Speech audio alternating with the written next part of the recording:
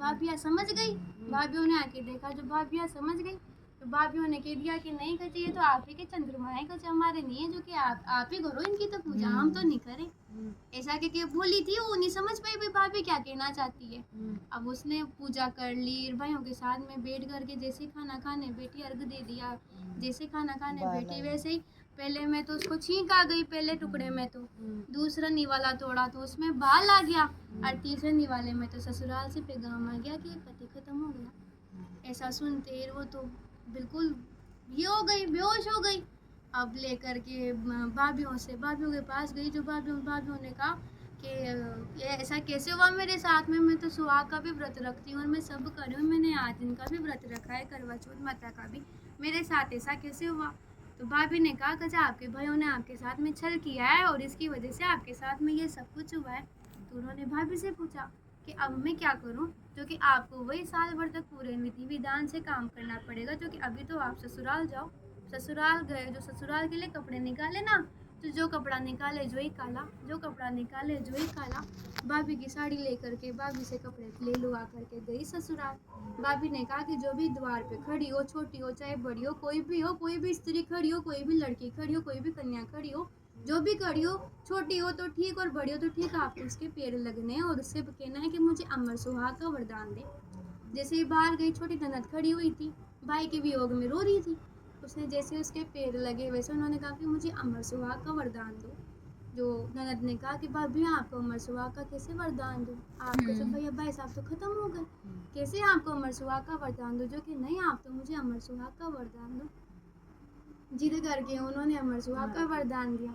जैसे ही अंदर गए वैसे उन पति को देखा, पति को देखते ही वो भी वियोग में, और भाभी की बात याद आ गई कि नहीं मुझे पूरे साल भर तक मुझे व्रत करने और अपना तप करना है। उन्होंने अंतिम संस्कार के लिए मना कर दिया। काफ़ी परेशान हुई वो लोग बागों ने, उनकी माँ ने, इन्होंने मतलब जो उनके पति की जो माँ थी, सास थी, उन्होंने कि मेरे बेटे को खा गई, ये कर दिया वो कर दिया, पुरानी लेडी से जिस तरीके से ताने देती हैं ऐसे बहुत ताने दिए उनको, फिर भी नहीं माने हो कि नहीं मैं तो अंतिम संस्कार नहीं करने दूँ इनका, मैं तो साल भर तक कुछ भी हो जाए, भले आप मुझे अलग रखना चाहो तो रख दो। समझदार बुजुर्ग थे, उन्होंने भी ठीक है अगर ये चाहती है तो इसके लिए एक अलग से कुटिया बना दो, दूर जंगल में जा कर के उनके लिए कुटिया बना दी, उसमें उसके पति को और उनको दोनों को वहाँ भेज दिया।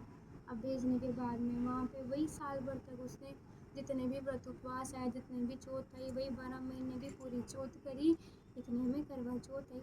करवा चौथ आते ही वही विधि विधान से उन्होंने पूरा अपना विधि विधान से उन्होंने वो व्रत किया और सुहागनों के साथ में मिलकर के वो व्रत किया। तो घास आती रहती थी, मृत शरीर था तो मृत शरीर पे तो आता ही है, फफूंद वगैरह भी आती है, वही गीले कपड़े से रोजना उनको साफ करना, ये करना, सारा जो वो घास भी वो इकट्ठी करती रही साइड में साफ कर करके। अब लास्ट में करवा चौथ आई, जो पूजा करी सुहागनों के साथ में, तो सुहागनों के साथ में पूजा करी तो सुहागनों ने कहा कि माता जी करेंगे जो भी करेंगे, जो तू इन्हीं से मांग अपना वर, जो भी तू वर मांगना चाहती है, अपने पति की दीर्घायु मांगना चाहती है तो इन्हीं से मांग, हम तो तुझे सुहागी, हम तो केवल यही आशीर्वाद ही दे सकते हैं। उन्होंने वही सदा सुहागनों ने का आशीर्वाद दिया। करवा चौथ माता उत्पन्न हुए, करवा चौथ माता आए, करवा चौथ माता ने आकर के उनके पति में जीवन दान दिया, उनके पति को जीवित किया, जिस झोपड़े में रह रहे थे उस झोपड़ी को महल बनाया, नौकर चाकर घोड़े हाथी सब कर दिए करवा चौथ माता। जैसे उनको टूटी वैसे सबको टूटना, जैसे उनका अमर सुहाग किया वैसे सबका अमर सुहाग करना मातेश्वरी।